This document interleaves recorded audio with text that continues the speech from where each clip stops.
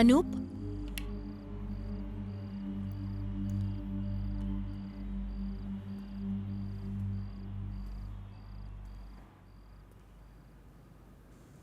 അനൂപ്, എന്താ ഇതൊക്കെ? Sweeper, decorator, chef at your service. ഇനിയിപ്പോൾ നിനക്കെന്നെ വിഷയം. വാട്ട്? ഇന്ന് നിങ്ങളുടെ ബർത്ത്ഡേ ആണോ? ഹൈ അല്ലെന്നേ, ഞാൻ കുറേ ദിവസമായിട്ട് കോൺസ്റ്റിപ്പേഷൻ പ്രോബ്ലത്തിലായിരുന്നു. ഇപ്പോൾ അത് അവസാനം സോൾവ് ആയി. ഓഫ് കോഴ്സ് ഇന്ന് എൻ്റെ ബർത്ത്ഡേ ആണ്. Happy birthday. Happy? It's the happiest. I M celebrating it with you. ഇപ്പോൾ നമുക്ക് കുറച്ച് ഷാമ്പയിൻ എടുത്ത് സെലിബ്രേറ്റ് ചെയ്യാം. ടരം ടരം ടരരതം തരം ടരം ടരം ടരരതം തരം ടരം ടരം ടരരതം തരം ടരം ടരം Anoop, please stop wasting your time.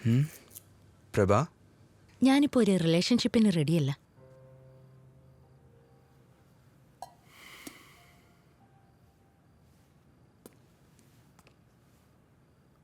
നീ ഒന്നും ഒളിക്കേണ്ട പ്രഭ. നീ എന്നെയല്ല അന്വേഷിക്കുന്നതെന്ന് എനിക്ക് നന്നായിട്ട് അറിയാം പ്രഭ. Constantly searching.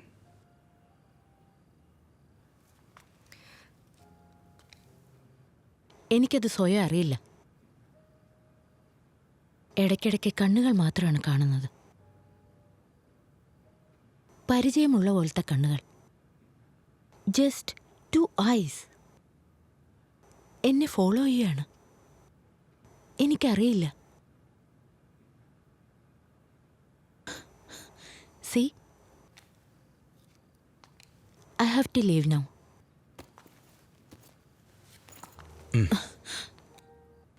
ഞങ്ങൾ ഡോക്ടർ സെൻഗുപ്തയെ കാണാൻ പോയിരുന്നു പ്രഭ. What? പിന്നെ ഞങ്ങൾ ഡോക്ടർ മാലിക്കിനെയും കണ്ടു. അദ്ദേഹം കുറെ പേരെ ഹെൽപ്പ് ചെയ്തിട്ടുണ്ട് പ്രഭ. എനിക്ക് ആരുടെ ഹെൽപ്പ് ആവശ്യമില്ല. അപ്പോ നിങ്ങൾ എല്ലാരും കൂടി പ്ലാൻ ചെയ്ത സെറ്റപ്പാ? നിങ്ങളുടെ വിചാരം എനിക്ക് ശരിക്കും വട്ടാണെന്നാണോ? Well, may be I am, but I can take care of myself. Thank you very much.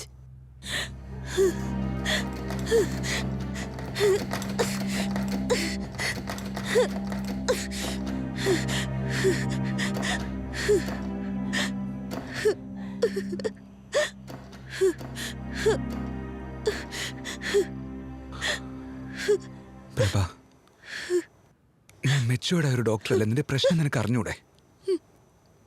നീ നിന്നെ തന്നെ അവോയ്ഡ് ചെയ്തുകൊണ്ടിരുന്ന ജീവിതത്തിൽ അത് പരിഹരിക്കാൻ പറ്റാത്ത പ്രോബ്ലം ആയി തീരും പ്രഭ. നീ മനസ്സിലാക്ക്.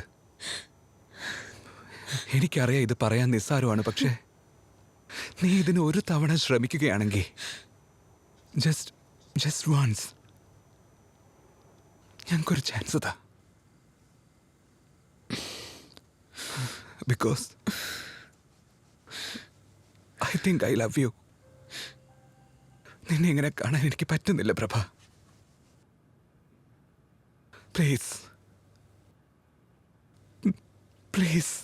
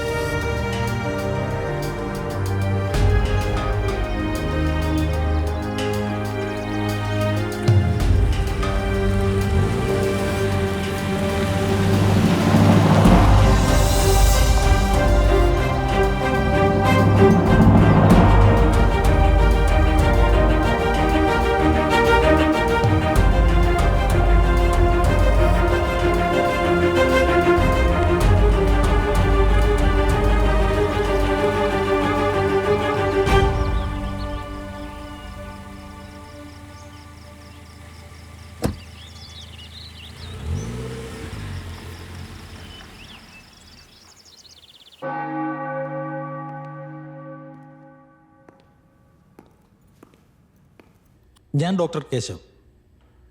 Please come. Indian Institute of Mental Health facility ഉണ്ടാക്കിയിരിക്കുന്നത് അൺസ്റ്റേബിൾ ക്രിമിനൽസിന് വേണ്ടിയാണ്. അവർ ഡേഞ്ചറുമാണ്, ഇൻ്റലിജൻറ്റുമാണ്. അതുകൊണ്ടാണ് ഇത്രയധികം സെക്യൂരിറ്റി. ഞാൻ വിചാരിക്കുന്നു നിങ്ങൾക്ക് ഈ സ്ഥലത്തിൻ്റെ ഗൗരവത്തെക്കുറിച്ച് മനസ്സിലായിട്ടുണ്ടെന്ന്. Good afternoon doctor. Good afternoon. അല്ല, നിങ്ങൾ സീരിയൽ കില്ലർമാരെ കുറിച്ച് ഗവേഷണം നടത്തുകയാണല്ലേ? ഞങ്ങളുടെ രോഗികളിൽ ഒരാളെ അഭിമുഖം നടത്താൻ നിങ്ങൾ ആഗ്രഹിക്കുന്നു അല്ലേ? എന്താ ശരിയാണോ? ഓക്കെ, വരൂ. അതായത് ഇവിടെ ഇപ്പോൾ ലഞ്ച് ബ്രേക്കാണ്. നിങ്ങൾ എങ്ങനെയെങ്കിലും കുറച്ച് സമയം വെയിറ്റ് ചെയ്യേണ്ടി വരും. ആദ്യം പ്രധാനമായി ഈ ഫോം കണ്ടോ, ഇതൊന്ന് ഫില്ല് ചെയ്യൂ. ഞാൻ ഇന്റർവ്യൂ എടുക്കാൻ പോകുന്ന ആളുടെ എല്ലാ ബാക്ക്ഗ്രൗണ്ടും എനിക്ക് ആവശ്യമുണ്ട്. പ്രധാന ഫയൽ ഇപ്പോഴും ഇവിടെ ഉണ്ട്, പക്ഷേ ചികിത്സയുടെ വിശദാംശങ്ങളൊന്നും ഞങ്ങൾക്ക് പറയാൻ കഴിയില്ല. കാരണം അതിവിടെ രഹസ്യമാണ്. ഓക്കെ, നിങ്ങൾക്ക് കാപ്പി ചായ വല്ലതും വേണോ? No thanks.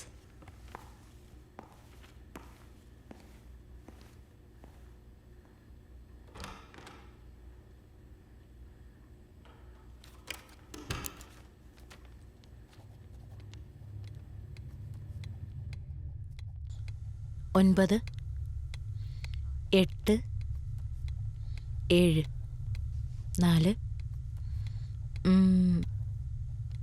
3. നീ നിന്റെ പഴയതിലേക്ക് തിരിച്ചെത്തി. ഇപ്പോ കഴിഞ്ഞുപോയ കാലങ്ങളെക്കുറിച്ചൊന്ന് ആലോചിക്കൂ. That's been haunting you.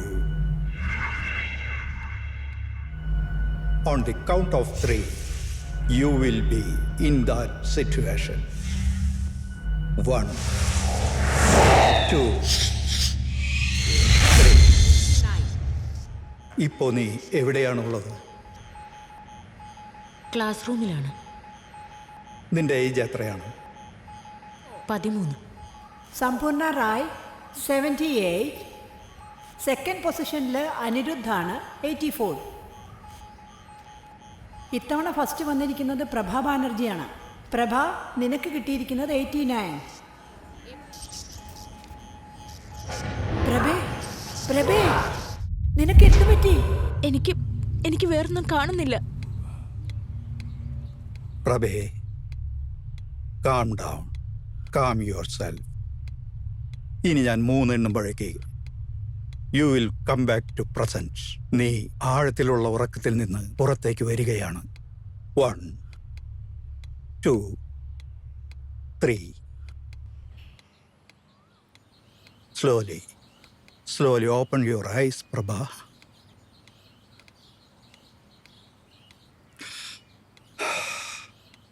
ഇന്ന് എത്രയൊക്കെ മതി. അടുത്ത സെഷനിൽ വീണ്ടും കണ്ടിന്യൂ ചെയ്യാം. You are doing good, Prabha.